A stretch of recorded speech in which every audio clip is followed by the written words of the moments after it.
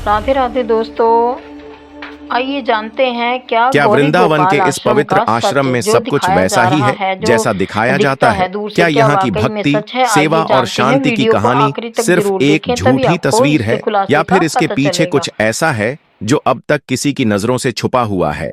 क्या यह आश्रम सच में उन असहाय और जरूरतमंद लोगों के लिए एक सहारा है जैसा दावा किया जाता है, या इसके भीतर छुपे हैं कुछ ऐसे रहस्य जिन्हें जानकर आपके होश उड़ जाएंगे? आज हम आपको लेकर चलेंगे उस जगह पर जहां सवालों की एक झड़ी लगी हुई है और जवाब मिलना आसान नहीं। क्या इस आश्रम की चमकते हुए सतह के नीचे कोई ऐसी सच्चाई दबी हुई है जिसे अब तक किसी ने नहीं जाना? इस वीडियो में हम गौरी गोपाल आश्रम के उन अनदेखे पहलुओं को उजागर करेंगे जिन्हें देखकर आप भी हैरान रह जाएंगे। तो तैयार हो जाइए इस चौंकाने वाले खुलासे के लिए। वृंदावन की वह संकरी गलियां जहां हर कदम पर भक्ति का रंग बिखरा हुआ है। शाम ढलते ही मंदिरों की घंटियों की मधुर आवाजें गूंजने लगती हैं। भजनों की वह मिठास हवा में तैरती है और ऐसा लगता है मानो यह जगह अपने आप में एक अलग ही दुनिया हो। इसी पवित्र माहौल में गौरी गोपाल आश्रम अपनी एक खास पहचान बनाए हुए है। दूर दूर से लोग यहाँ आते हैं,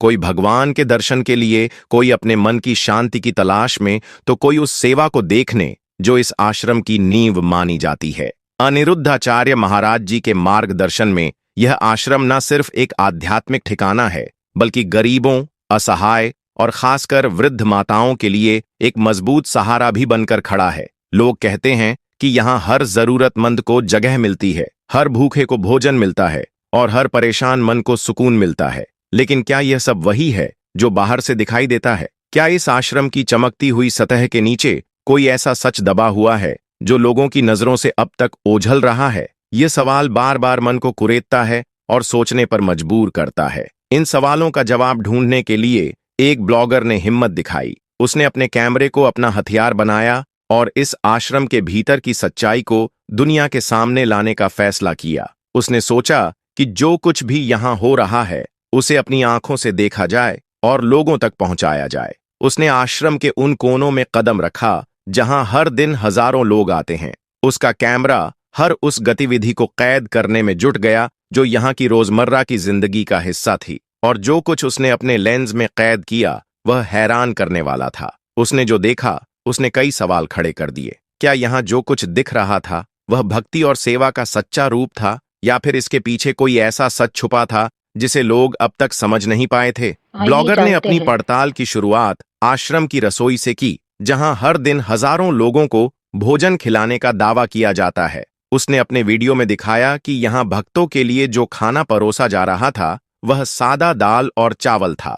उसने सवाल उठाया कि क्या यही वह भव्य सेवा है जिसकी इतनी चर्चा होती है? क्या इतने सारे लोगों को सिर्फ इतना साधारण भोजन देकर सेवा का ढिंढोरा पीटा जा सकता है? यह सवाल सुनने में जितना आसान लगता है, इसका जवाब उतना ही जटिल था। तभी वहां कुछ वृद्ध माताएं सामने आईं। उनकी आवाज में सादगी और संतोष का भाव था। उन्होंने कहा कि बेटा, हमें इससे ज्यादा की जरूरत ही क्या है? पेट भर जाए, हमारे लिए यही बहुत है। उनकी यह बात सुनकर मन में एक नई उलझन पैदा हुई। क्या यह उनकी सच्ची संतुष्टि थी? क्या यह सेवा का असली रूप था? फिर इसके पीछे कुछ और छुपा हुआ था जो बाहर से दिखाई नहीं दे रहा था? यह तय करना आसान नहीं था, क्योंकि उनकी बातों में एक सच्चाई थी, लेकिन साथ ही कई अनसुलझे सवाल भी थे। ब्लॉगर ने अपनी जांच को और गहराई तक ले जाने का फैसला किया। उसने आश्रम के सुरक्षा गार्ड्स के व्यवहार पर भी सवाल उठाए। उसने एक वीडियो क्लिप दिखाई जिसमें एक गार्ड भक्तों से कुछ तीखे लहजे में बात करता नजर आया।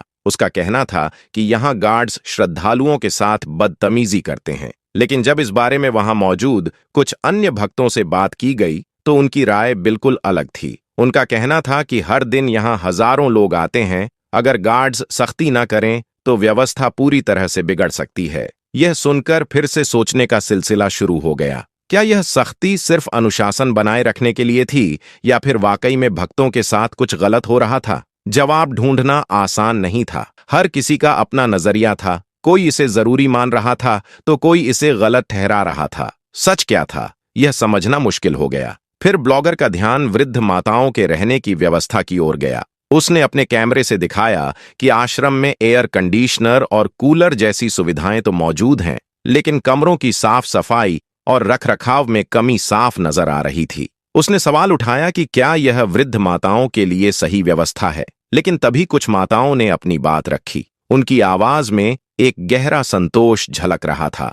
उन्होंने कहा कि हमें यहाँ जो सुकून मिलता है वह किसी और चीज से नहीं मिल सकता। भले ही कुछ सुविधाएं कम हों, लेकिन हमें कोई कमी महसूस नहीं होती। यह सुनकर फिर से मन में एक उलझन पैदा हुई। क्या यह उनकी सच्ची भावना थी? क्या वे वास्तव में संतुष्ट थीं या फिर किसी दबाव में ऐसा कह रही थीं? उनकी बातों में सादगी थी, लेकिन साथ ही कई अनसुलझे सवाल भी छुपे थे, जिनका जवाब आसानी से नहीं मिल रहा था। जब यह सारा विवाद फैलने लगा तो गौरी गोपाल आश्रम के प्रशासन ने भी अपनी चुप्पी तोड़ी। उनका कहना था कि यह सब उनके आश्रम को बदनाम करने की एक सोची समझी साजिश है। उन्होंने कहा कि हमारी सेवा को किसी शाही ठाट बाट से नहीं जोड़ा जा सकता। हमारा मकसद हर जरूरतमंद को सहारा देना है और हम वही कर रहे हैं। दूसरी ओर भक्तों का एक बड़ा समूह भी सामने आया। उनका कहना था कि यह आश्रम उनके लिए मानसिक और आध्यात्मिक शांति का ठिकाना है। उनके लिए यह जगह एक मंदिर से कम नहीं,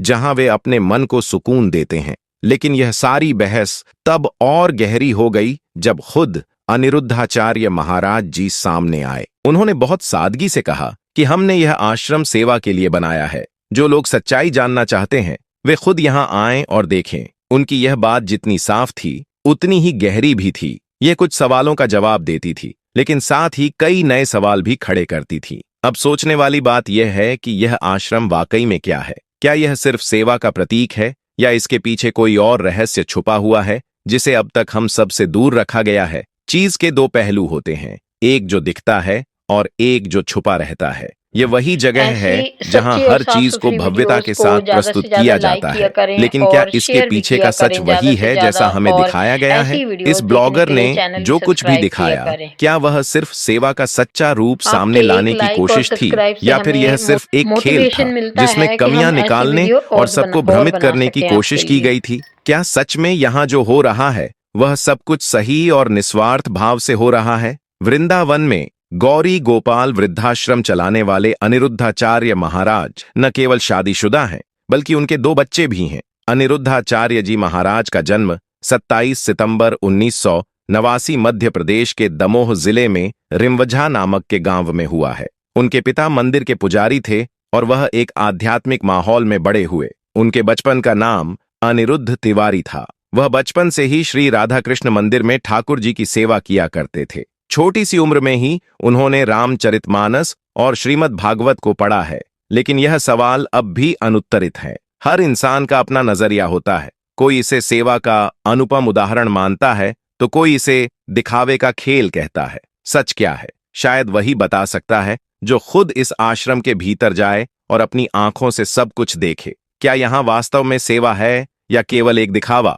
इस रहस्य को सुलझाना इतना आसान नहीं है। केवल वही लोग जो इस आश्रम की वास्तविकता को जानने की कोशिश करेंगे वही इसके सही पहलू को समझ पाएंगे। तो चलिए इस पर विचार करते हैं और अगली बार फिर किसी नई कहानी के साथ मिलते हैं। तब तक के लिए जैसा कि आपने वीडियो में देखा कि सेवा करते हैं, यहाँ 10, 15, 20 आदमी को खाना खिलाने में बंदे की हालत ख़राब हो जाती है। वहाँ तो रोज़ ही 20, 25, 30 हज़ार लोग खाना खाते हैं, तो ये दिखावा तो नहीं हो सकता। अगर बाबा जी कथाओं के लिए चार्ज करते हैं तो उनसे कई लोगों की रोजी रोटी चलती है, कई परिवारों का पेट भरता है और वो समाज कल्याण के लिए बहुत कुछ करते हैं। तो ऐसे बाबा कोई ढोंगी नहीं हो सकते। कमेंट में अपनी राय बताएं। मिलती हूँ आपको नेक्स्ट वीडियो में। राधे राधे लिखना ना भूलें।